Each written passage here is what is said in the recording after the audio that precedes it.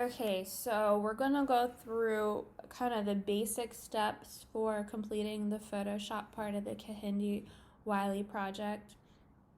Now, you want to make sure that when you begin, you have a really great source image to work with. So we're gonna use this one here of McKenna, and we're gonna start out by unlocking our background. And I like to start by doing the object selection tool first, making a big box around whatever I'm selecting, and then going back in with the quick selection tool and cleaning it up.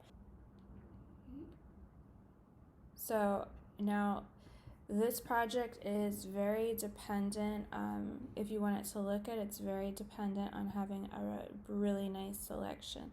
So you really want to spend your time working on it and cleaning it up. So as I'm wanting to go in and take away from areas, I hold down the Option key or Alt on a PC. Okay, so you get the idea. Now once you have it all selected, you're going to do Select Inverse and hit Delete to delete your background. And I already have it done for this one, so I'm just going to pop over to here.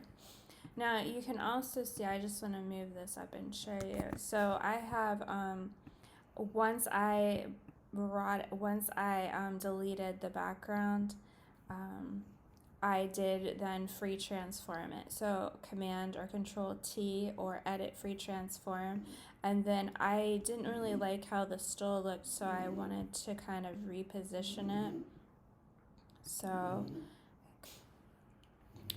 I did free transform it and reposition it. Now, to kind of smooth the lines a little bit and hide them and kind of make them come off of the background, I added a drop shadow. So while you're on your subject layer, you're going to come down to your little FX at the bottom and you're going to choose your drop shadow. Now you can also do any of these other effects throughout if you want to, and then you play around with it. I wanted it a big drop shadow and it's really soft, so I played with that setting. Okay, now what you're going to do is you're going to make another layer, so layer, new layer, and you're going to drag it underneath the subject layer, here where McKenna is, and in this case, that is my layer 1. That's going to be your background layer. So once you have your background layer there, you make sure it's underneath.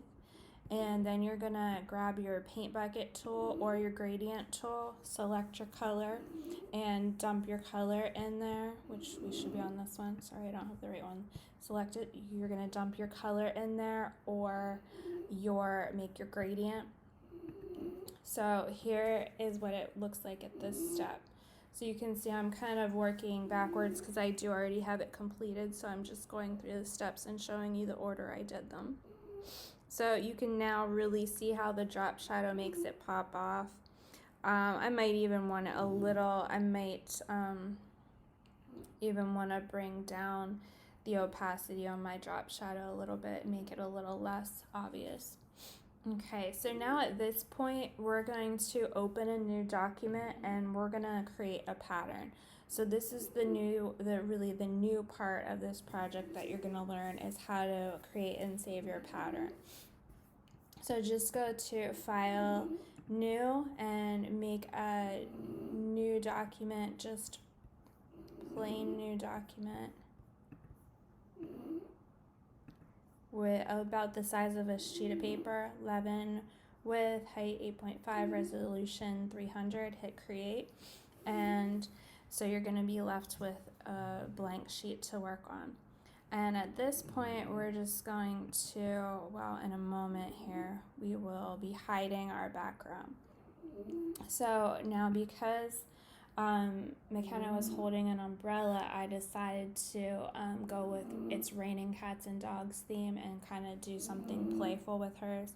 Now, Kahindi did a lot of floral patterns, so things that looked like wallpaper. So whatever your really your vibe is going to be for this project, you can kind of work with that and create a pattern, really anything you want. So what we're going to do, so I'm going to go back to the project I just opened, and then I'm going to copy, so paste it. And after I get that one on there, I'm going to put it on the corner. I'm going to hide my background. And at this point, I'm going to change the size. I'm holding down Option or Alt if you're on a PC. I'm going to make a couple more copies and alternate, change the size on some of them. I'm also going to rotate this one a little bit. I'm going to flip this one, so edit, transform, flip, horizontal. This is all stuff you guys have done before. I'm going to duplicate some more going in this direction now.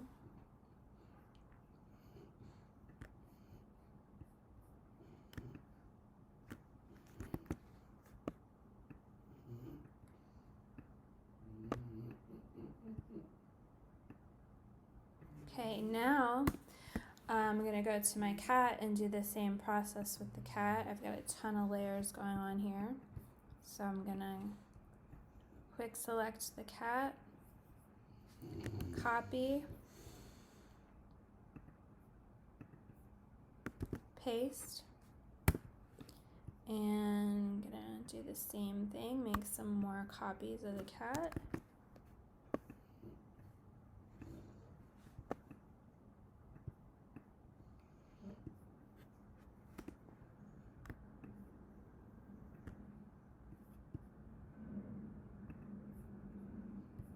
Flip it.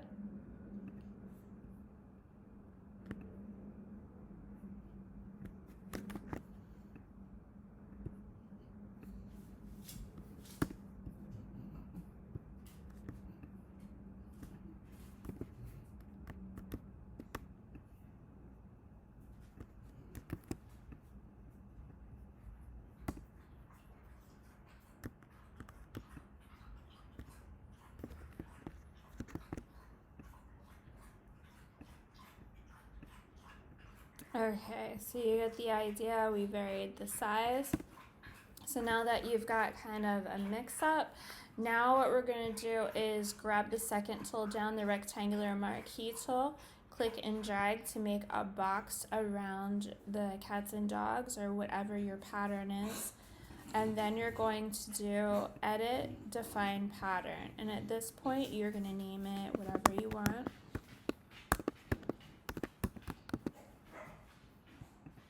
Okay, I'm going to deselect.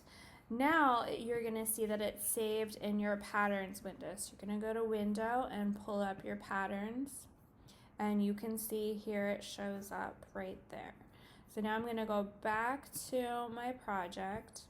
And I'm going to show you, though I've already done it, I'm going to show you the process. I'm going to make a new layer using the New Layer button or Layer, New Layer. Just name it Pattern. It's always good to keep track of what's on your layers. And then I'm going to, on my new pattern layer, I'm just going to click right here. And it will apply that pattern that you just created throughout your whole background. Now, as I'm looking at this, it looks a little small to me. So to adjust the size, you're just going to double click inside and you can change maybe scale it. Well, that's way too big, but maybe go up to say 150, somewhere up there. You can also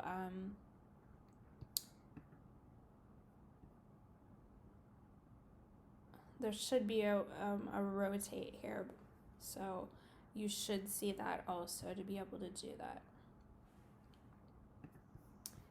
So I'm just gonna, I already had it done, so I'm gonna go ahead. And so here we are now, just a few more things to play around a little bit. Now, Kahindi also usually had a little portion of his patterns come up across the subject or model, the front of them a little bit. So if you wanted to do that, you could just duplicate your pattern layer and bring it above the subject layer. So I kind of did that. If you want a little bit more going on, here's what that looks like. And remember, you can change anything, or these are all layers, so you can hide it, you can play around with it. Then Kahindi also always had his images framed. So I tried this originally, but I wasn't really liking it. So I brought in a simple black frame, and I added a drop shadow. Well, I'm gonna add a drop shadow to it. So there, little FX, little drop shadow. I'm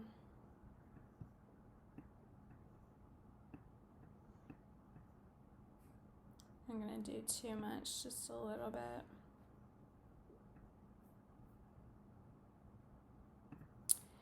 And I actually really don't I like it before I added that top pattern fill. So this is all experimentation, playing around with it until you get your final end result. Okay, but then at this point, I would, in a project this size where a lot of it is, you might want to change out or shift things, I would keep a copy as a PSD file at all times so it maintains all the layers. And then if you were turning it in for an assignment or printing it or anything, you want to also save a copy flattened as a JPEG file.